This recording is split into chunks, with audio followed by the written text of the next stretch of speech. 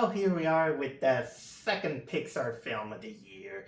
This is getting very typical in each year, in which every year is one original property of Pixar and then one one franchise sequel or continuation or spin-off.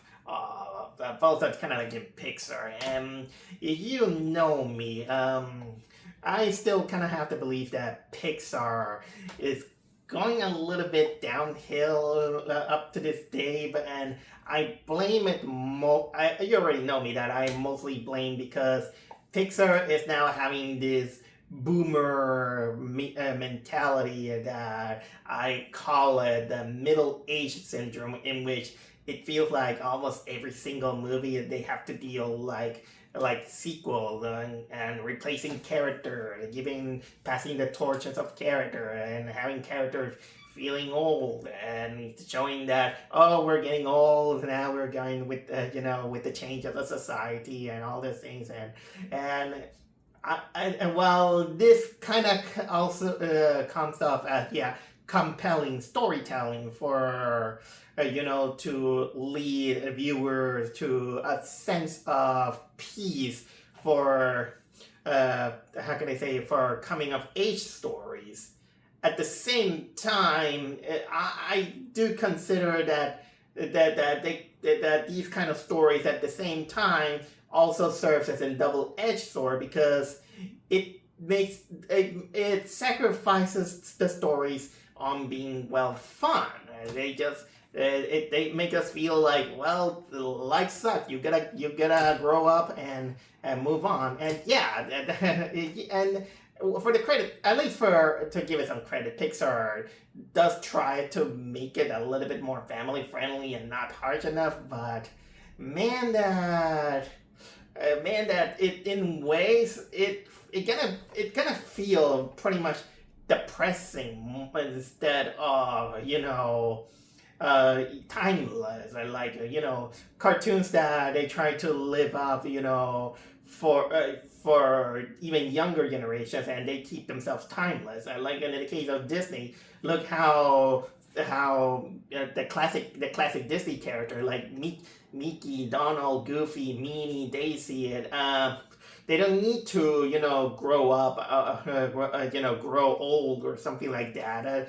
Grow up, yes, but grow old, no, no. And so this kind of gives an opportunity for artists to pass the torch in order to adapt them through time, and comes into ways to keep them in a way fresh.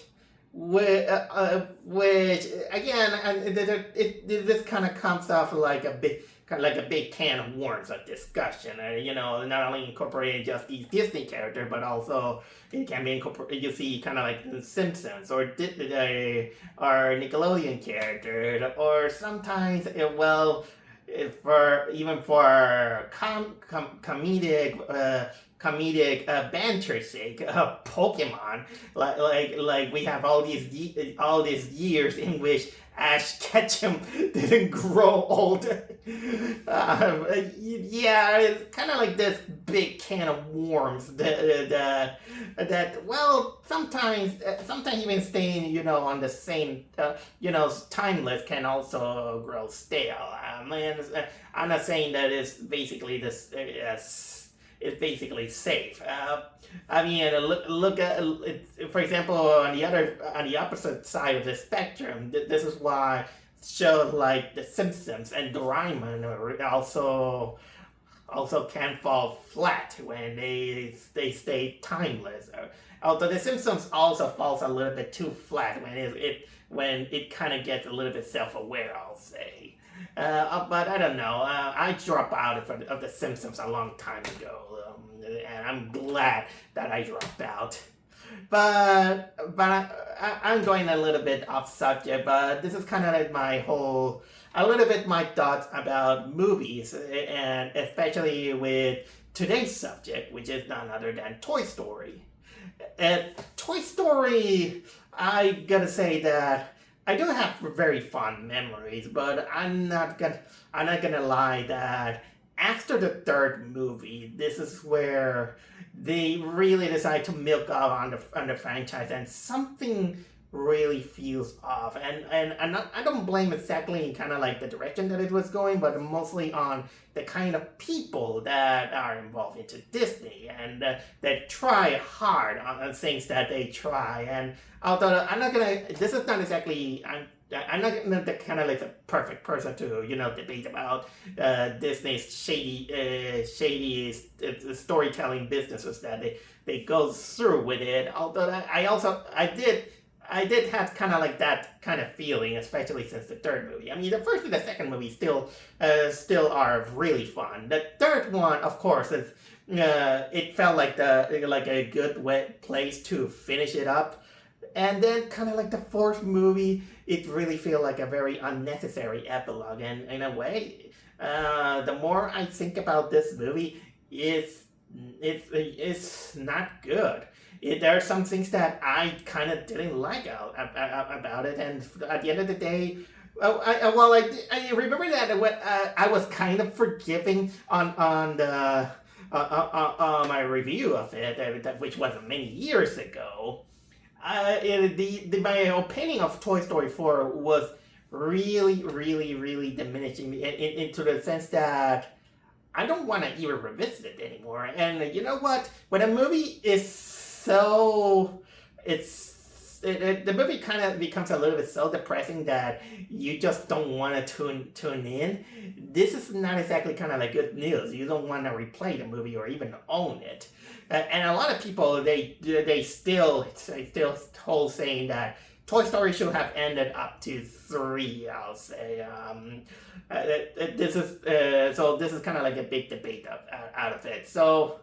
But they decided to keep on with the series, and now we have this Toy Story 5. And in a way, it's still from the trailers. I thought that is again Pixar on his boomer mentality and really moping and crying about the modernity changes and the coming of age kind of storylines, and well, at the end again I already talked about how depressing it is. And in this case, although they do want to I'm not gonna deny that they do tackle interesting topics.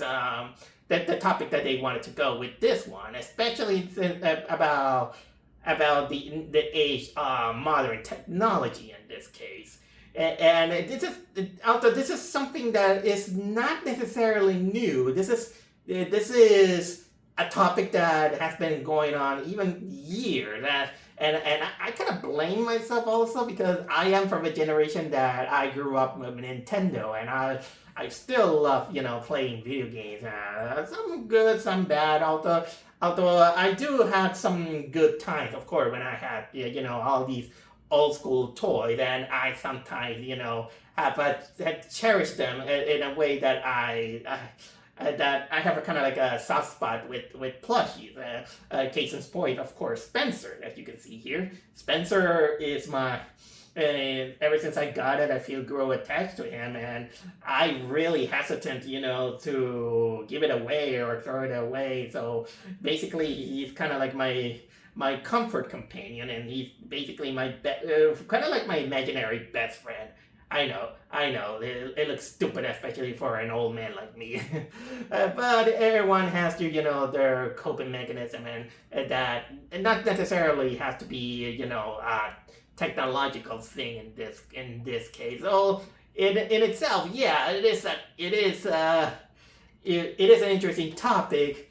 But here is also the problem with Toy Story 5, is that it follows the kind of like the bitter taste on our mouths from how Toy Story 4 ended, in which, of course, we all remember that our beloved characters they just kind of went against what the purposes of the first and the second and even third movie, that the toys have to be that no matter what they stick with you until, of course, they go through with it. especially with the character assassination of Woody, in which he decides to become a lost toy. Uh, and all this is because they just wanted to give more of a supporting cast, more of a leading role to Jesse. And I also have a little bit of kind of like a problem with that. I'll say, although I, on the other hand, I think that Toy Story 5, at least for its credit, is it was at least a better deal than, well, shit, like Lightyear. Let's try to forget this movie exists. Yeah, let's forget that Lightyear exists. So I will admittedly say that right on the get-go that Toy Story 5 was kind of an improvement in the way of storytelling compared to the fourth one, but there's still some lingering things that it made this movie a little bit too dry.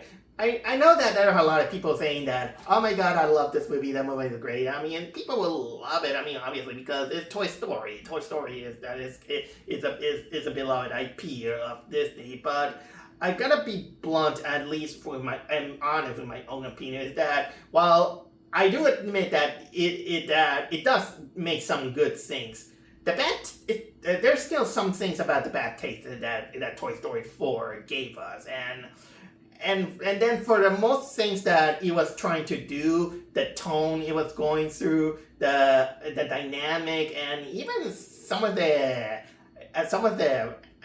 visuals and the actions and all this stuff, I feel that this movie, there's something kind of dry into it. It's almost like you have kind of like this bittersweet taste that you just say that it's almost like when you go to a restaurant and you find the food just how can I say, edible.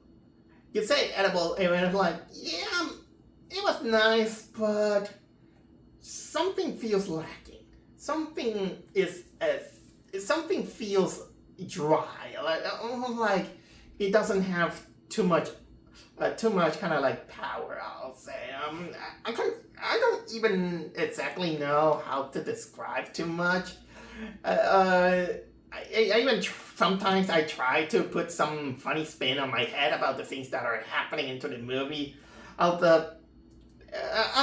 give it my best. So the movie basically starts out, with Bonnie, the human girl who owns the toys. She's playing with everyone, and of course, you can tell that. Here's kind of like the problem that I have with Bonnie that compared to Andy is that Bonnie doesn't seem much more kind of like interesting compared to Andy, I'll say. So continuing on, she has her own, she plays with the toys and all this stuff. She likes Jessie because she feels more attached to her. But then the parents realize that she basically is very shy. She basically has difficulty wanting to be friends, especially with the neighbor twins. But of course, they find out that the real problem why these kids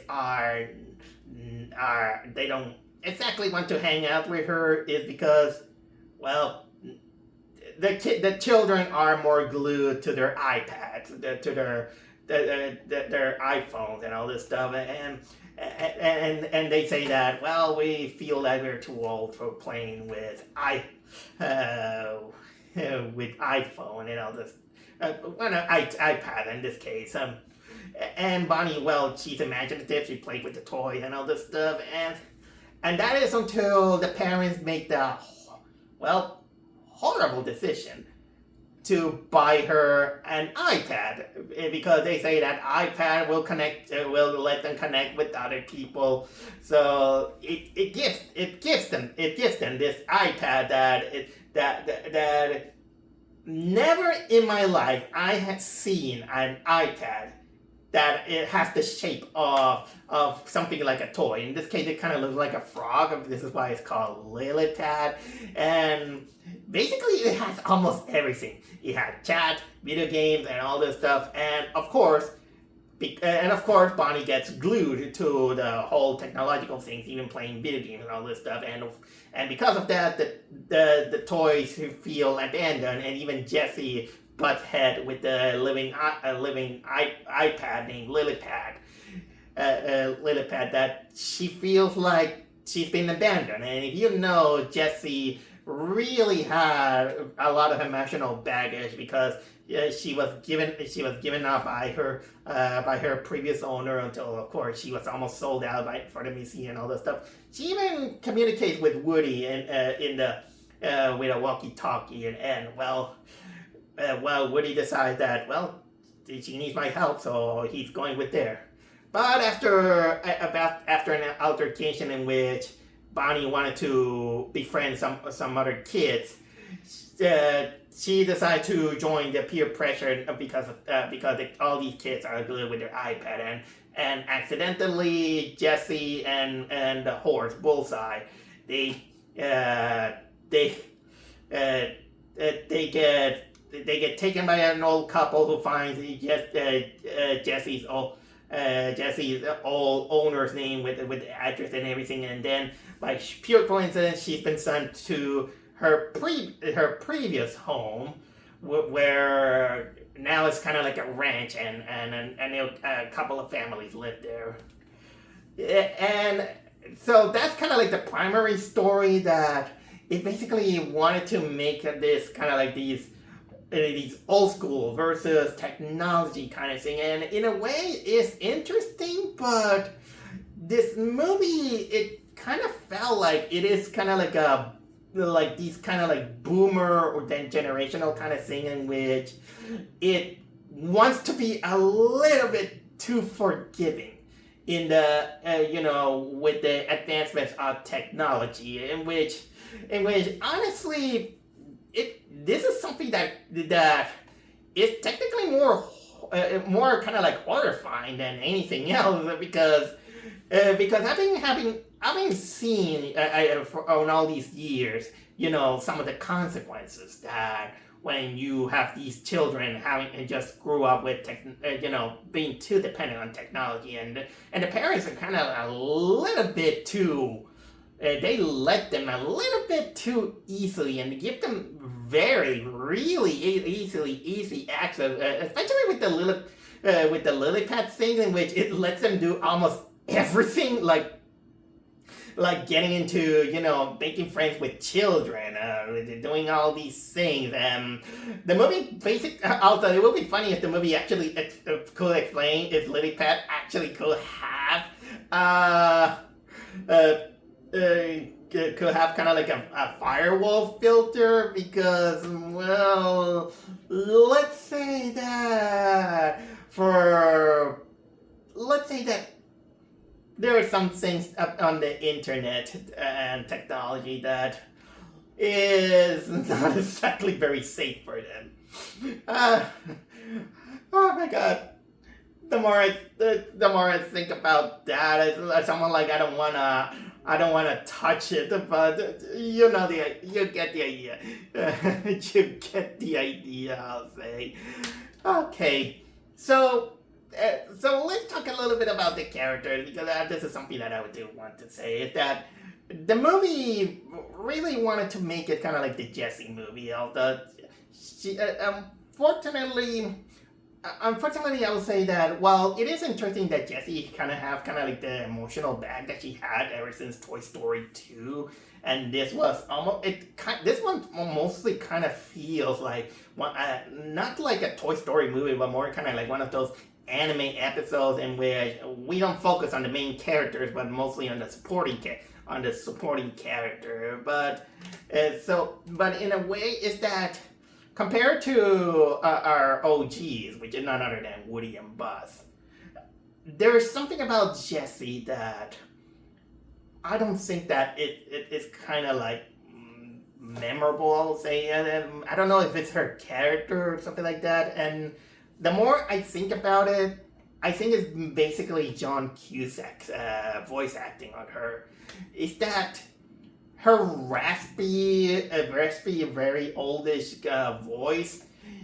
Honestly, it's almost like her voice has a very bland personality to the point that I can't be with that character. She kind of lost charm with it, and it's mostly. And again, this one is kind of like this one I go with mostly with John Cusack's performance, in which I know that she can be good, but I can't help to say that John Cusack is really miscast as Jessie because compared to her the previous voice actress that in Toy Story 2, which is with none other than Mary Kate Bergman.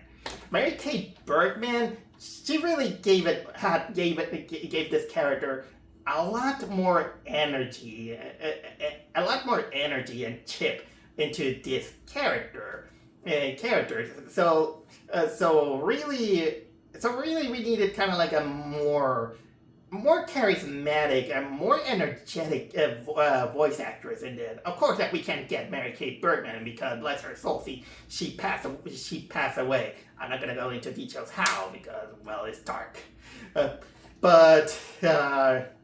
But honestly, yeah, make John Cusack performance and make Jessie kind of like a not very energetic character. That also makes her a little bit kind of like a boring character, especially comparing that we got used to Woody and Buzz, who these characters they really had a little bit more larger than life personalities. And here is where this is also where this movie's fault also comes out, is that Woody and Buzz, they kind of feels a little bit too sidelined into it. I mean, it's pretty nice to see Woody back, at least for this. Also we got Tom Hanks and Tim Allen returning to the boys. Although you can also really tell that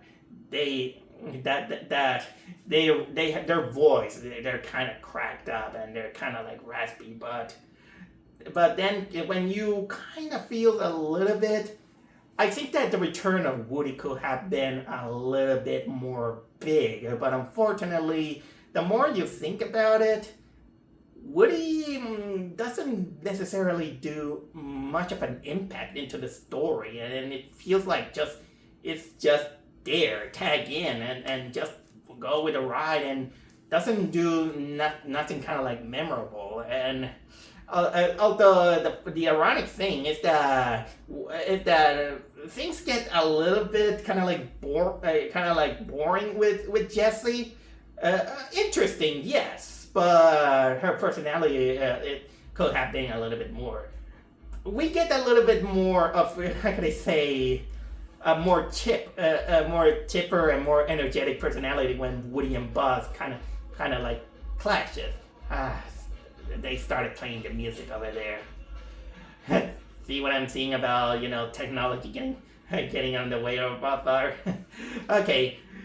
So still the dynamic between Woody and Buzz is still there, even though it just feels more kind of like a side quest than anything. And of course that we got also this side quest that Buzz wants to propose with Jessie. I mean, that is something been building, for a long time, in which Buzz had a crush on Jessie, and after watching the wedding of Forky and another character that Bonnie built, Buzz wants to propose.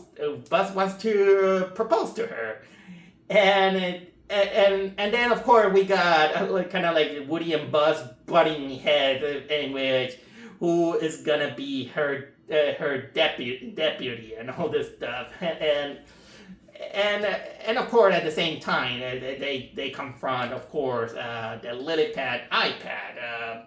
Who plays lily pad in this one? Let me see. Greta Lee. Greta Lee. Greta Lee, let's say that this is kind of like a character who could have been the villain, but then kind of treated like saying that, well, it's just doing her function in which she can do anything. She can do anything. Basically, it's one of those that can do anything. Link them with children and all this stuff. And the movie kind of decided that they don't want a straight up villain. So they almost at the end they just kind of decided that, well, this is a character that is flawed, let's say. And this is basically because the whole movie, when it's about the themes and all this stuff, is trying to find kind of like a peaceful solution between old school toys and technology.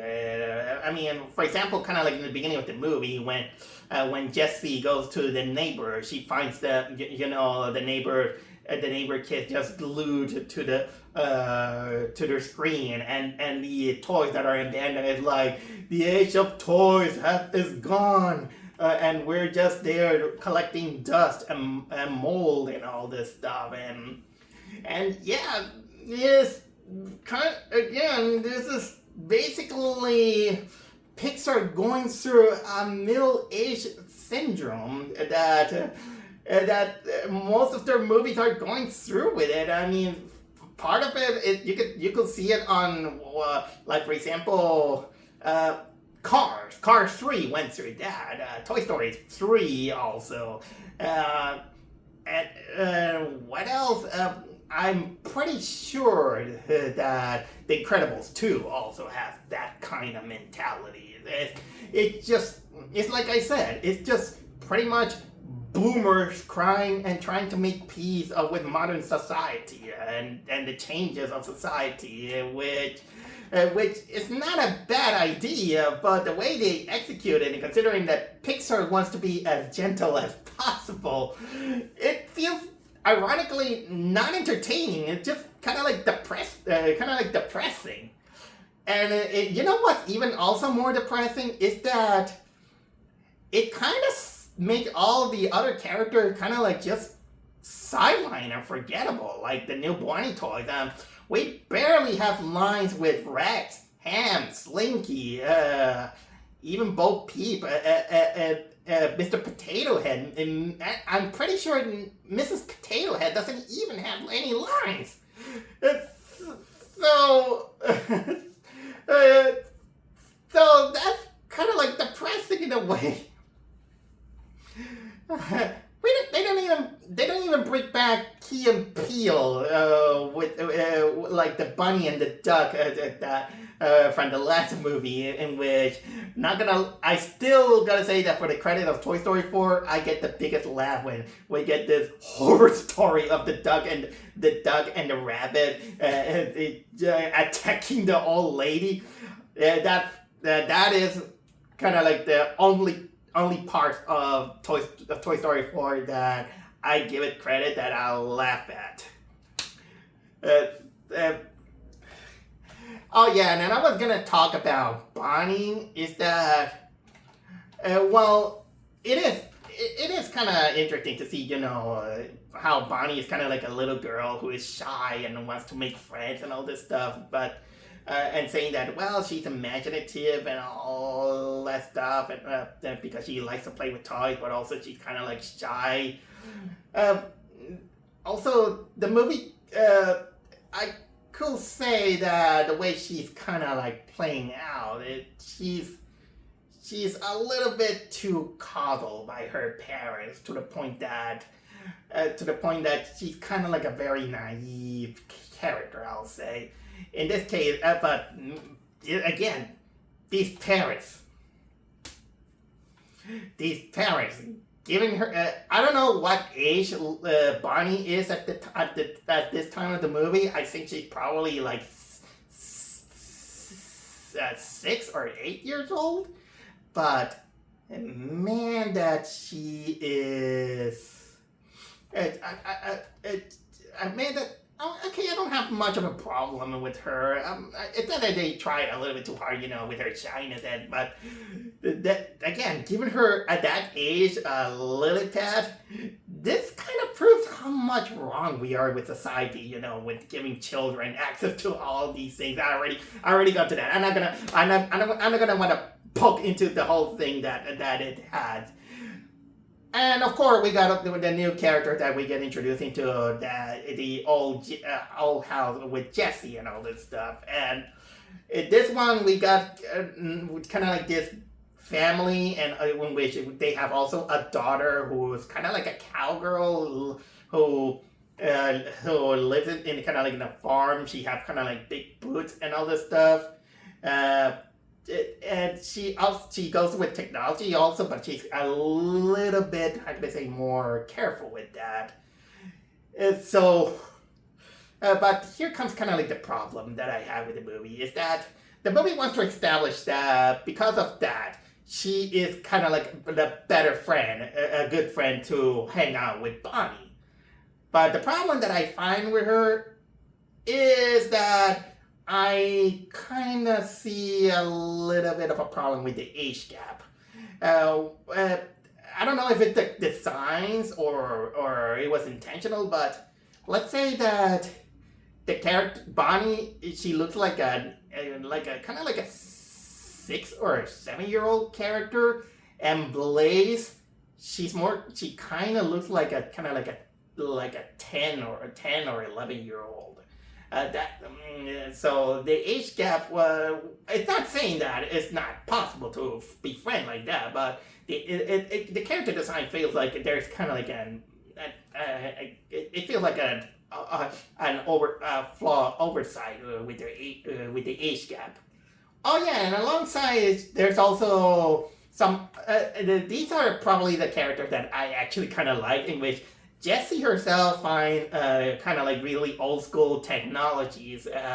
One of them played by Conan O'Brien, which is kind of like this potty training machine. I'm not exactly know if these kind of toys is still real. Also, there's kind of like this Hippo GPS. Also this toy camera.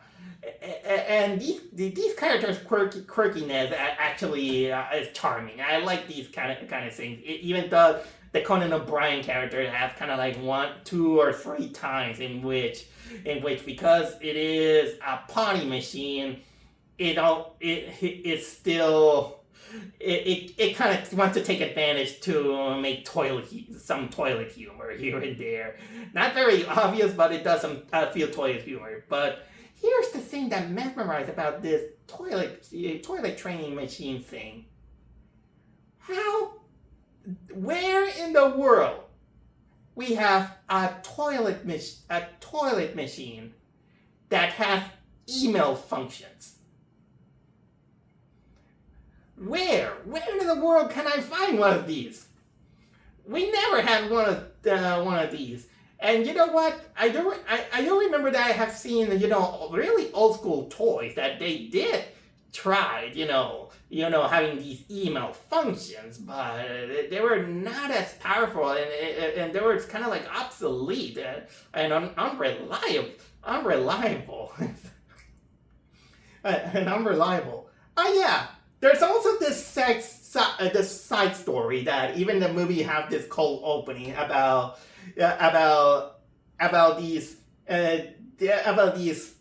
swarm of Buzz Lightyears, kind of like their modern models, in which they get shipwrecked on an island, and they all turn on, and then it kind of turns into Survivor, in which they try to survive the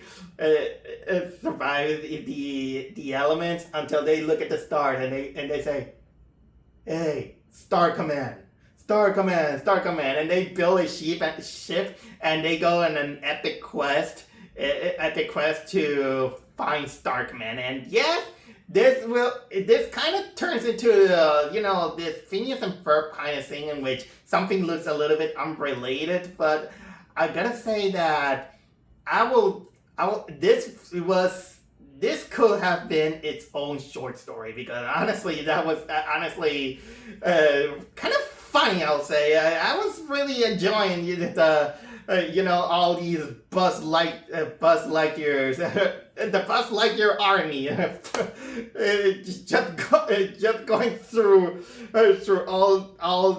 all these things and having kind of like their own Starship Troopers not Starship Trooper, you know what I mean. That was kind of like really entertaining. That's technically the whole thing that I have with this side quest. Here's another thing that this is what made also my experience feel kind of dry, and I mean it's the visuals, I'll say. And honestly, this is where I think where I think that the Toy Story really faltered, especially since the fourth movie, the bad taste of the fourth movie, and that is the visuals. I know that especially the first and the second movie, the CGI technology was new, but there was something more colorful. Let's say there was something colorful and uplifting on it, even when things get harsh or tougher. It has kind of like this uplifting spirit. But now, and this is what I'm noticing, especially on almost every single Pixar movie, including this one that I even criticize in Hoppers, is the dark shadows and the muted colors that honestly it kind of makes the whole thing kind of like boring. It's not. It's interesting to look at it. The textures are better, but those colors are so muted that I almost feel like lifeless. There's almost like no joy. This is kind of like this is the affection of the middle-aged syndrome that it's too real.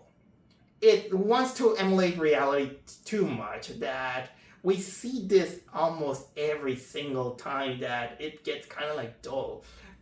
I think that if I have to pinpoint where it all started with that muted coloring and all this stuff, I will say that it's probably during The Good Dinosaur, and in which they decided to go, with those muted colored, and man, that doesn't. It grows really, really stale, and it's not pretty to look at. It kind of works at it, but that actually goes into disadvantage of Toy Story, in which most people kind of remind me as an energetic, uplifting, positive franchise. But in this one, it kind of wanted to cement into misery obsession, to put it in PG terms. Misery obsession, because it's all about the misery of growing up and middle-agedness. Okay, not exactly misery. I know that it's like that. That's but yeah, some of the things they look kind of like fine. There's still kind of like the music is still Randy Newman, and although it's still pretty forgettable. They tried one rap song, and by the way, don't believe the rumors because it's fake. Here's the funny thing: is that apparently some numbnuts on the internet, and I don't know where I found that information, is that there were rumors that they were gonna incorporate Toby Fox music, and you know what? That was fake. That was fake. There was no Toby Fox music in that movie. Kind of sorry that it reminds me that at the moment I'm talking about this, The newest chapter of Deltarune is coming. So, as for how it handled the theme of technology versus old school toys, that one, like I said, it was a little bit too forgiving, trying to find a kind of like a middle ground on these two grounds. And in a way, I will not lie, these are kind of like the parts that actually feels very interesting, in which there are kind of like ways in which you can find kind of like a piece between these two things, which also cements on the theme that about Jessie finding out that her purpose had meaning. I mean, she felt like she was abandoned by the first owner that she had, Emily, and she gets her trauma open when she returns to the old home that it is. And I'm gonna admit that most of these parts about Jessie, for a blank character, those parts were actually where the movie actually had its strengths. These moments are actually good. This is where we have this character kind of trying to cope up, with the passing of time, in which, and of course, she does have kind of like a good point saying that the problem with technology also is that it makes children grow up a little bit too fast, I'll say. Although I wouldn't say that the problem is the technology itself, but it's more about, the irresponsibility of parents on how they use technology. And the movie even tries to say that the problem is not exactly technology. It's how humans use it. It's basically, in a way, in my head, it's basically the movie trying to find kind of like let's say kind of like a middle ground or a forgiving excuse to artificial intelligence, because when you think about it, the way the whole technology things that have been happening, it's still debatable even nowadays, especially in the age that AI is taking over. But unfortunately, again, this makes things a little bit too forgiving. And honestly, if there's kind of like a good way to solve kind of like this problem about children getting glued to the technology, especially little children that they're basically are in an age that they're not supposed to be there. Or honestly, giving them a little bit more of a strict time, I'll say. Like, for example, only 1 hour, just 1 hour. At my time, even my parent, when I was a child, I still loved playing video games. Up until I was at least kind of like 14 or 15, they always gave me a very, very limited time to enjoy those things. Like they say, for example, we'll give you an hour each day, or during the weekend you have 2, but you have to find at least something more constructive to do. Go outside, breathe fresh air, and all this stuff,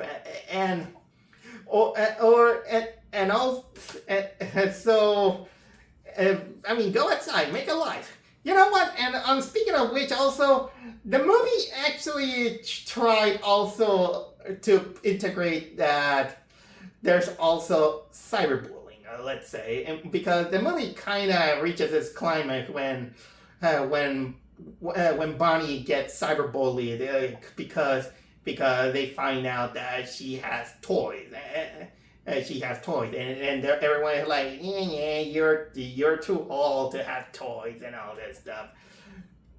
And unfortunately, they think that it's that the technology's fault, but it's not about technology fault. It's the problem is actually more like the kids are mean. The kids are the mean ones.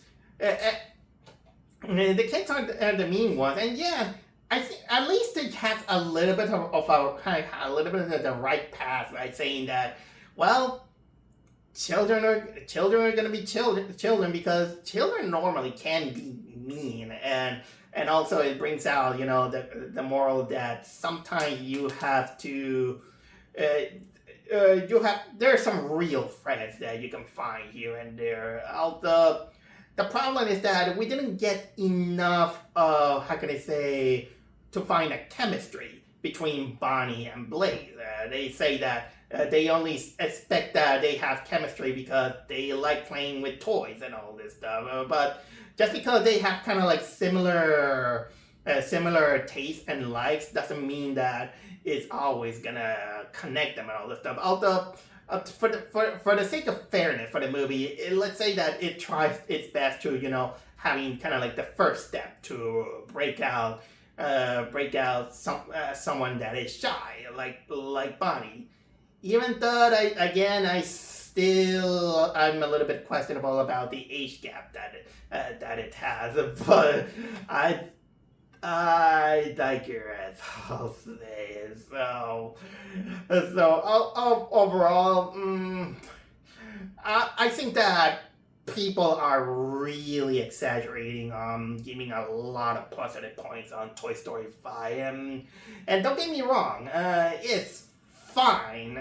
It's not the I wouldn't say that it's the best of all the Toy Story movies. It's just that it kind of still have some of the dry taste of our mouth that Toy Story 4 has given us, and combined with the whole boomer